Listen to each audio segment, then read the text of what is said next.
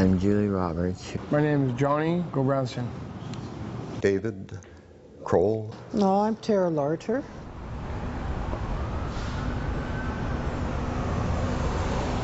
I had heard about kids talking, like other older kids talking about working on the streets and that, making money, getting paid for sex and that. And I was like, oh, okay, let's go find out, So I remember that's how I pulled my first date. Yeah, it was for $20. To me, life had started when I was basically about 7, started drinking, smoking, stuff like that, Oh, it was just the surroundings that we lived in, the city that I lived in, growing up with one parent and that, it was quite a childhood, if you call it a childhood at all. That's a good question. Hope. I haven't been asked what hope is.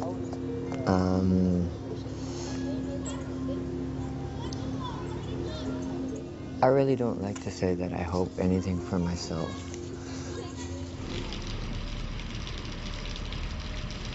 Going out and going to work. A working girl.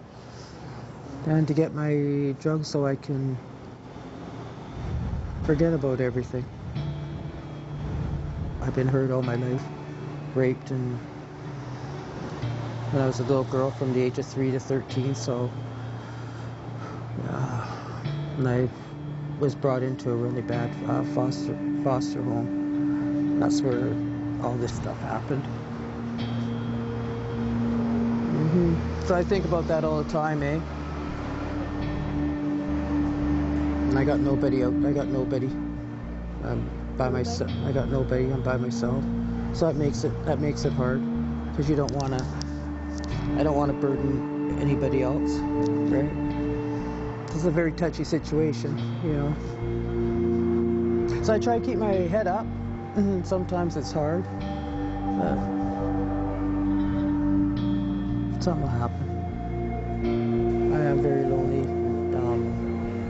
depressed. Sometimes I just want, to give up. But there must be a reason why I'm here. I don't know what for, but somebody out there, I guess. Survival sex trade is when you're so ill and you've got so many issues going on that you're doing sex trade just to get by, not because you need money for this or that or the other, just to get by. And over 50% of the women that come into our Vivian program cease survival sex trade activity. And the survival sex trade is the riskiest aspect of sex trade. That's the women that do survival sex trade are the women that wound up on Picton's farm. They're so invisibilized by society. They have so few supports and networks in their lives that their disappearance often goes unnoticed. And certainly they don't have checks and balances as some in the sex trade do, where they have buddy systems that keep track of who picked you up and what was their license plate. And oh, you're not back in 2 hours. They know. Survival sex trade, that just doesn't happen. No one in the sex trade that we know, for example, is there because they want to be, or that it's a pleasurable activity, or any other reason than purely and simply it's the only tool, the only resource that they know they have that they can use to generate an income. What you're really looking at is a daily struggle for food and a daily struggle for housing, and a desperate, violent, scary environment.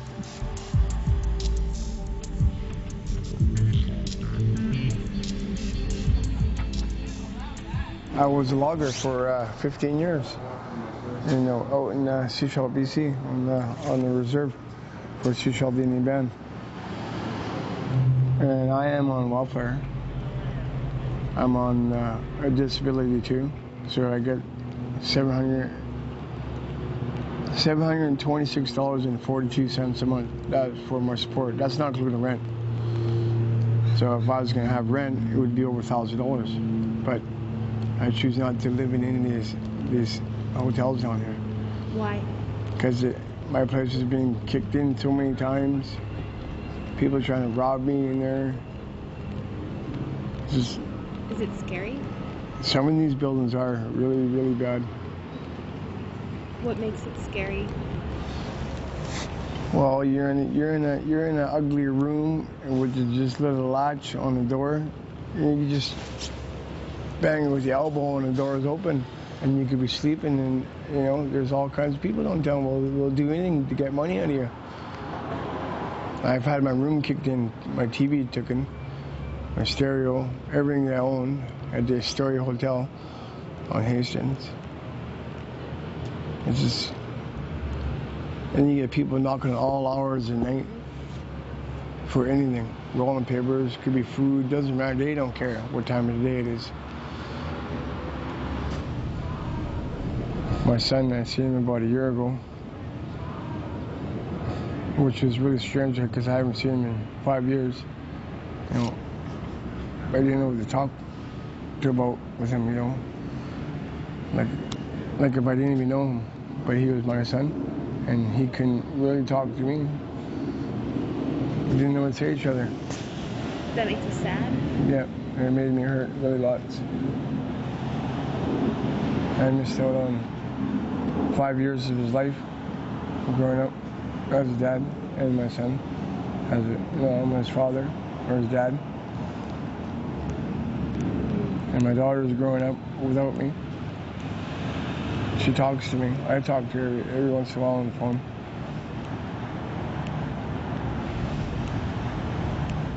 Well, I need it to function every day. If I don't have it in the morning, I'll be real sick. I'll be puking, or sweat, hot, cold flashes, or it's like when you drink a cup of coffee, you need your coffee in the morning. I need heroin to function. And if you don't get it? I'm sick. Really, really, really, really sick. I was a member of the RCMP for 7 years, and I worked mainly on the East Coast, Montreal for Expo 67, and then I was transferred to the West Coast. And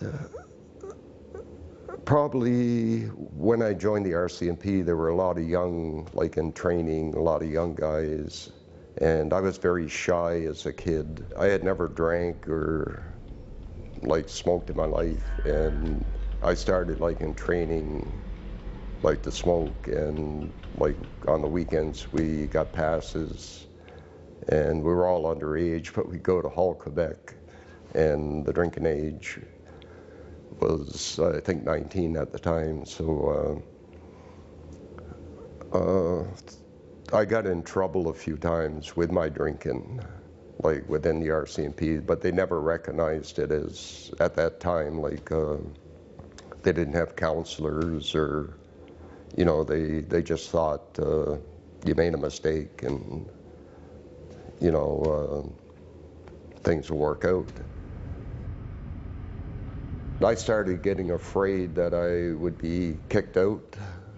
With my behavior, I was given a written warning that of the misconduct I had done.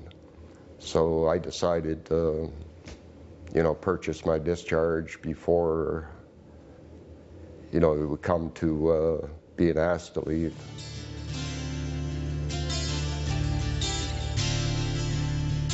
I was completely broke.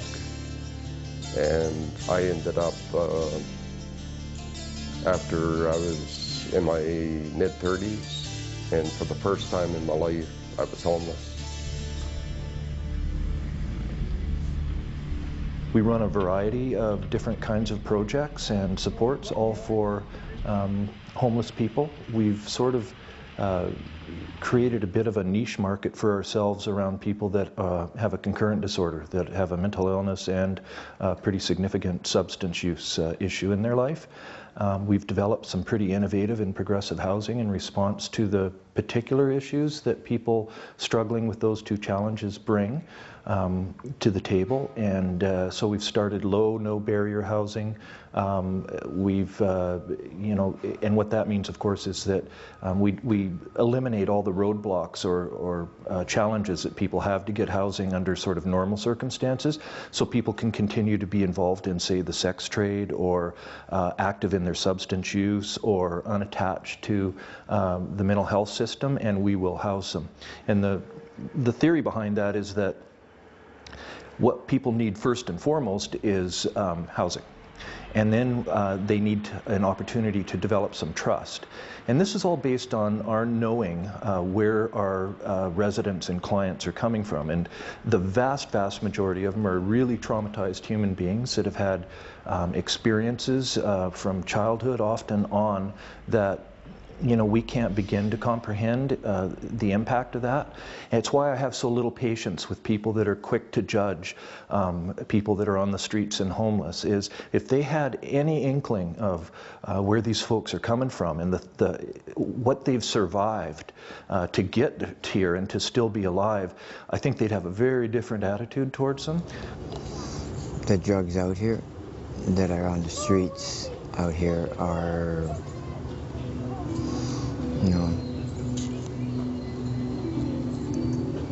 destroying people's minds, so badly, I mean, it's not, in any matter, there is no safe drug out there for a person to use, but it's getting worse. At one time, it was hard for me to make it through a day without breaking down once, at least once. And now it's hard to make me break down. Sometimes I want to break down and I'm still like, have I forgotten how to cry, Have I gotten that cold, Well, of course I want to change. I want to be able to have a nice place, but not down here, It's awful. I wouldn't wish nobody to live on the streets. It's just, some people wish to live on the streets, like me. It's dangerous. Can't trust nobody. Even when you think you could trust your friends will even rip you off. I don't know if they're friends or if I have something, they're my friend. You know what I mean? I'm just more like a loner. I like to be by myself. A lot of hurt. Sometimes I feel like just, giving up. But that's not good too. It's a chicken way, some people would think.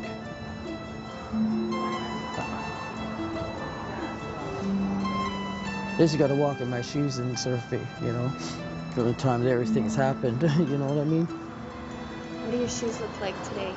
They're pink. So then you must be in a bright and sunny mood.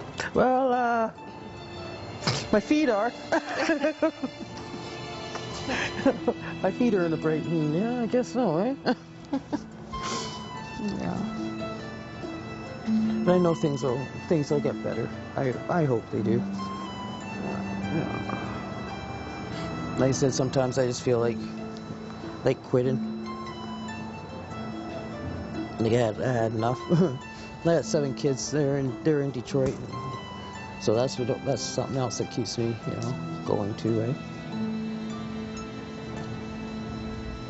I would wrap myself in newspapers, and I had a lady's coat that would, it was long length.